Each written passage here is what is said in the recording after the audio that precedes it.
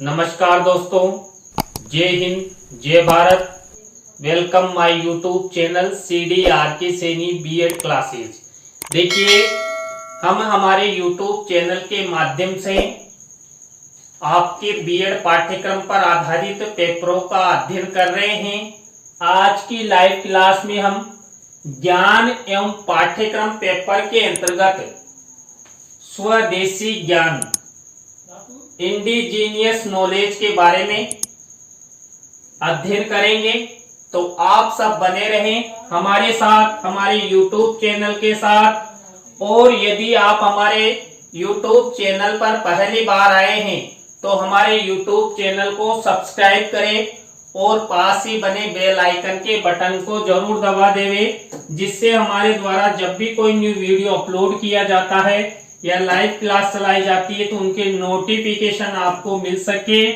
देखिए, जो स्वदेशी ज्ञान इंडिजीनियस नॉलेज, ये सभी के लिए अति आवश्यक होता है, क्योंकि देखिए इसमें स्वदेश यानी कि अपने देश का ज्ञान, प्रत्येक अपने देश में रहने वाले बालक बालिका से लेकर वयोवृद्ध को होना चाहिए।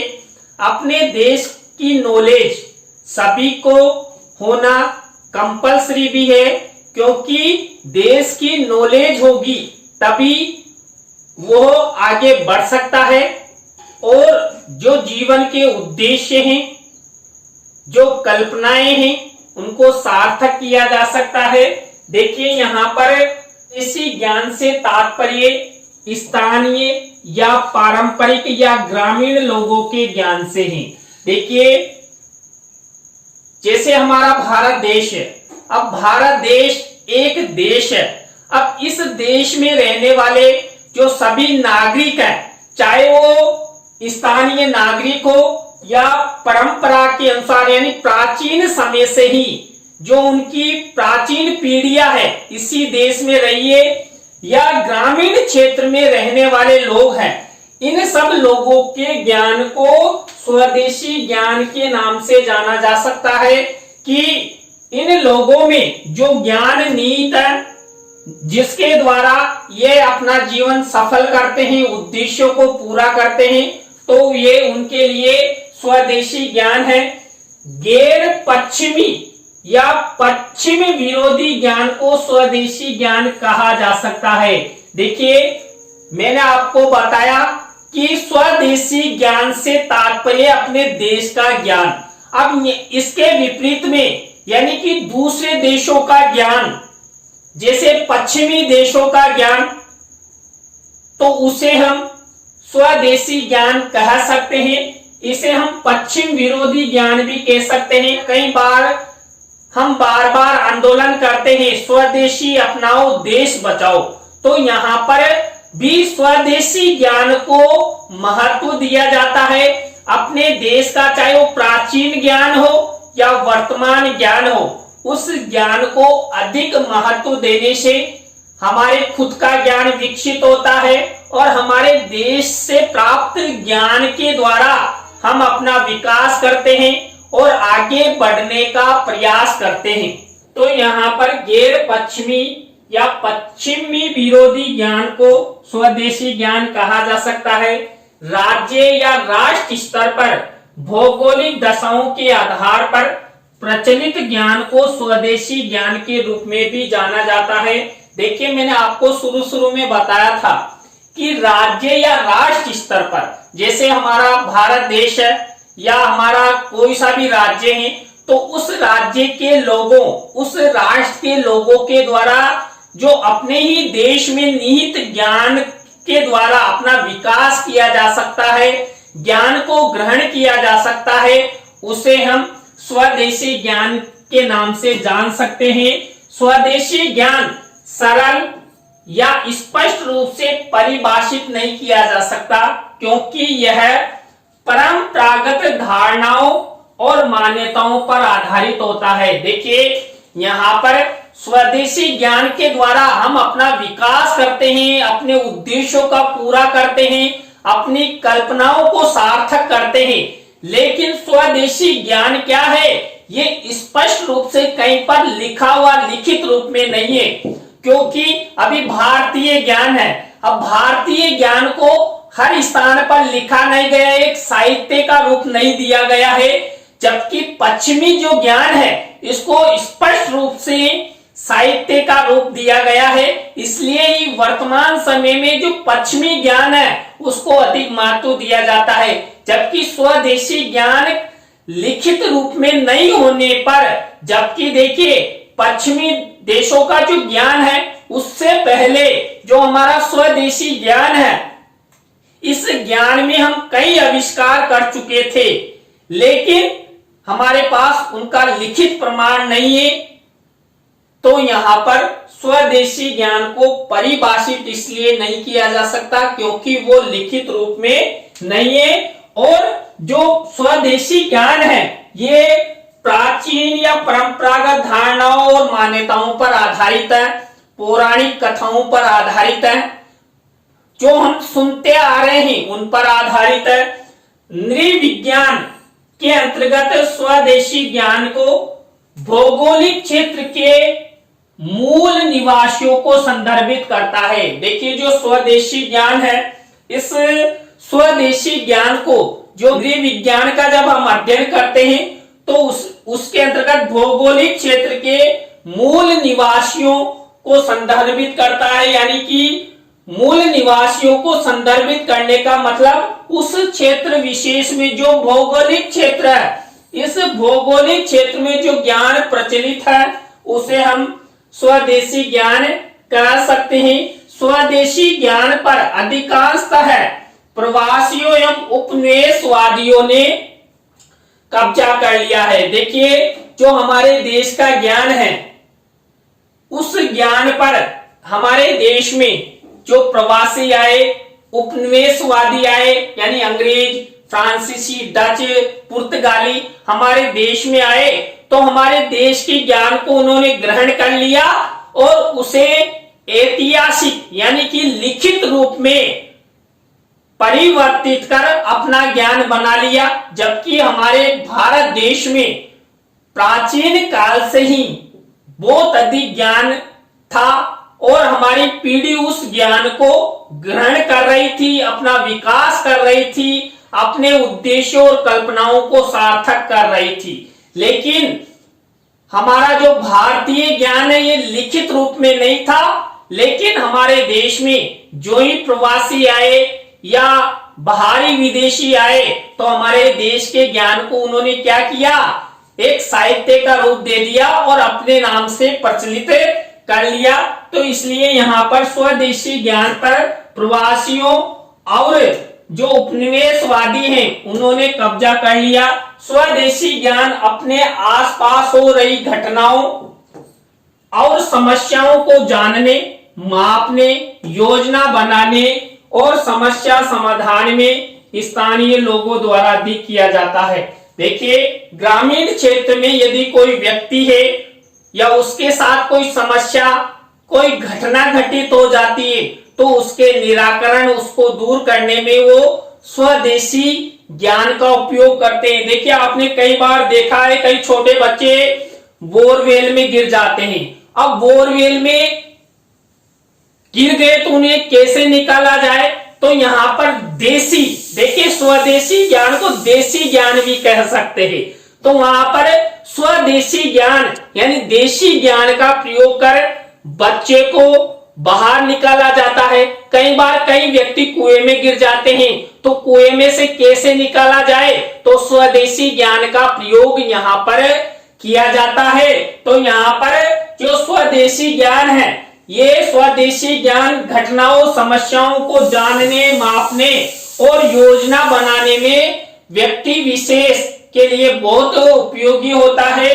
वर्तमान समय में स्वदेशी ज्ञान का प्रयोग सतत विकास, पर्यावरण अध्ययन, कृषि, ग्रामीण विकास, जलीय संस्कृति, पशुपालन, सामाजिक विज्ञान, भाषा एवं भाषा विज्ञान में किया जा रहा है। देखिए जो स्वदेशी ज्ञान है, इस स्वदेशी ज्ञान को बढ़ाने के लिए हमारी जो सरकारें हैं इन सरकारों ने जो शिक्षा क्षेत्र में प्रचलित जो भी विषय हैं या मानव विकास के जो भी क्षेत्र हैं, उन सब क्षेत्रों में स्वदेशी ज्ञान के द्वारा बालक बालिकाओं या व्यक्तियों का विकास, व्यक्तियों के लक्ष्य को प्राप्त करने या बढ़ाने का प्रयास किया जा रहा है। देखिए, जो ये विषय कौन से, जैसे सतत विकास है, पर्यावरण है, कृषि, ग्रामीण विकास है, जलीय संस्कृति है, या पशुपालन है, या सामाजिक विज्ञान है, भाषा एवं भाषा विज्ञान है, इसमें किया जा रहा है। स्वदेशी ज्ञान प्रणाली का अर्थ प्रौद्योगिकी, सामाजिक, आर्थिक, दार्शनिक, शिक्षा, कानूनी शासन की प्रणालियों को शामिल करने वाली ज्ञान प्रणालियों का संयोजन है। देखिए, जो स्वदेशी ज्ञान प्रणाली है, ये प्रौद्योगिकी यानी तकनीकी के क्षेत्र में, सामाजिकता के क्षेत्र में, आर्थिकता के क्षेत्र में, दर्शन के क्षेत्र में, शिक्षा के क्षेत्र में और कानून के क्षेत्र में, सभी क्षेत्रों में जो स्वदेशी ज्ञान की जो प्रणाली है, इसका प्रयोग किया जाता है। स्वदेशी ज्ञान अनेक घटकों एवं पहलुओं को शामिल करता है, जिसे इसे व्यापक और जटिल बनाते हैं। देखिए, स्वदेशी ज्ञान के अंतर्गत अनेक घटक और पहलू शामिल किए जाते हैं, जिसके द्वारा जो स्वदेशी ज्ञान है ये व्यापक बनता है, लोगों के लिए फायदेमंद बनता है और लोगों का जो उद्देश्य हैं, जो कल्पनाएं हैं, उनको सार्थक करने में बहुत ही लाभदायक रहता है। इसी तरह जो स्वदेशी ज्ञान है, इस स्वदेशी ज्ञान के अंतर्गत कृषि और बागवानी, खगोल विज्ञान, वानिकी, मानव स्वास्थ्य, पारंपरिक दवाई और उपचार, जानवरों का ज्ञान, मछली और पारिस्थितिकी तंत्र, प्राकृतिक संसाधन और पर्यावरण का सतत उपयोग, जीवन के लिए पारंपरिक वर्गीकरण प्रणाली, सीखने की प्रणाली और मौखिक परंपराएं, आध्यात्मिकता, प्रतीक, पारंपरिक कला और संस्कृति, डिजाइन, यानी हम किसी भी प्रकार की कोई डिजाइन करते उसमें भी हम क्या करते हैं, स्वदेशी यानी देसी ज्ञान का प्रयोग करते हैं। वैज्ञानिक और पारिस्थितिकी तरीके, शिल्प, संगीत, नृत्य, गीत, कहानियां, खाद्य पदार्थ, दवाई और स्वास्थ्य तथा उत्पाद शामिल है।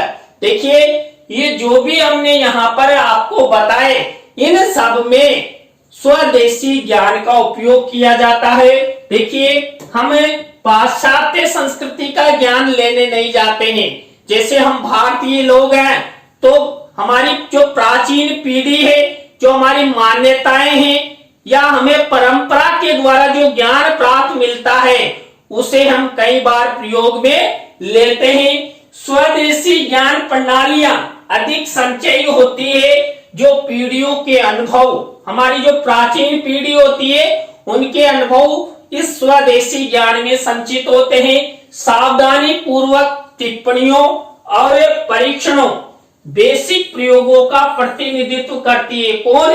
जो स्वदेशी ज्ञान प्रणालियां हैं, ये सब बेसिक प्रयोगों का प्रतिनिधित्व करती है। देखिए, बेसिक नॉलेज के बारे में पहले मैंने आपको बताया था। तो बेसिक ज्ञान के बारे में उन्हें प्रतिनिधित्व प्रदान कर यथासंभव, यथाशीघ्र जो भी ज्ञान या जो भी समस्या समाधान हमें करना है, वो किया जाता है। तो ये स्वदेशी ज्ञान विशिष्ट वैज्ञानिक ज्ञान की तुलना में अधिक व्यापक रूप से साझा किया जा सकता है। देखिए, किया जा सकता नहीं, किया ही जाता है। देखिए, कई बार आपने देखा होगा, डॉक्टर्स के आने से पहले ही हम कई प्रकार का ट्रीटमेंट घर पर ही कर लेते हैं। मान लीजिए कोई व्यक्ति करंट से झुलस गया या कुछ हो गया, तो उसे क्या करना है, जैसे उसको पंपिंग करनी है या हाथ पैरों को मसलना है, कई तरह के जो हम स्वदेशी ज्ञान है वो नुस्खे पहले ही अपना लेते हैं, उसके बाद डॉक्टर के पास जाते हैं। देखिए आप अपने आयुर्वेदिक जो ज्ञान है, आयुर्वेदिक ज्ञान के अंतर्गत हम कई देसी दवाइयों का उपयोग, या में खांसी जुकाम बुखार हो जाता है तो डॉक्टर के पास जाने से पहले ही हम कई प्रकार की दवाइयां, यानी कि जैसे तुलसी है, इलायची है, काली मिर्च है, इनका काढ़ा बनाकर भी, और अभी आप देख रहे हैं कोरोना के दौरान हमने सबसे ज्यादा नीम गिलोय का प्रयोग किया।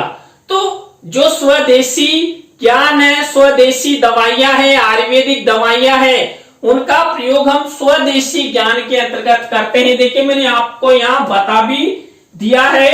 तो यहाँ पर जो स्वदेशी ज्ञान है ये विशिष्ट ज्ञान की तुलना में अधिक व्यापक होता है। विकास प्रक्रिया में स्वदेशी ज्ञान को शामिल करने के तरीकों की बहुत आलोचना की गई, लेकिन फिर भी ये स्थानीय लोगों के लिए अधिक सफल रहा। देखिए हर स्थान पर, क्योंकि पाश्चात्य संस्कृति का ज्ञान है वो लिखित रूप में हो गया, तो स्वदेशी ज्ञान के बारे में हर जगह उसकी आलोचना की जाती कि स्वदेशी ज्ञान फालतू है, लोगों के लिए फायदेमंद नहीं है।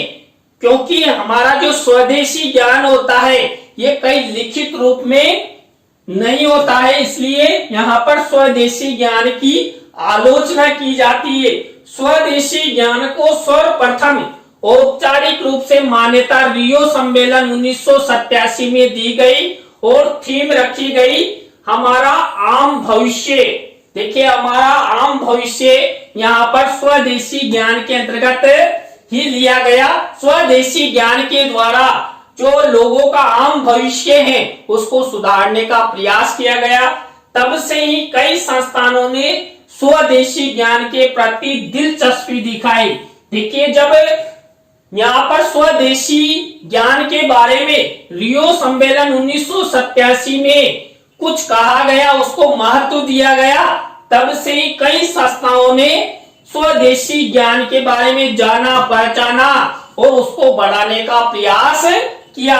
जैसे लोहार है, सुनार है, जैसे शिल्पकारों ने विभिन्न कौशल हासिल किए हैं जो क्रमिक वीडियो के माध्यम से और अनुभव के माध्यम से विकसित हुए हैं। देखिए यूनेस्को 2001 में कहा गया जो लोहार होते हैं, सुनार होते हैं, ये पारंपरिक रूप से मान्यता के अनुसार जो उनकी प्राचीन पीढ़ी है, जो उनके द्वारा ज्ञान प्रदान किया जाता है, यानी कि जो लोहार है, सुनार है, ये सब स्वदेशी ज्ञान का प्रयोग करते हैं। आज शिक्षा, अज्ञानता और सामाजिक शिक्षा की कमी के कारण स्वदेशी और पारंपरिक ज्ञान तथा प्रौद्योगिकियों के अभ्यासकर्ता और अन्य लाभार्थी पीछे के वैज्ञानिक सिद्धांतों से पूरी तरह अवगत नहीं है। क्यों? क्योंकि उसका मुख्य कारण है स्वदेशी ज्ञान का कोई यहाँ पर ऐतिहासिक तथ्य, ऐतिहासिक प्रमाण नहीं मिलता है, क्योंकि वो लिखित रूप में नहीं है।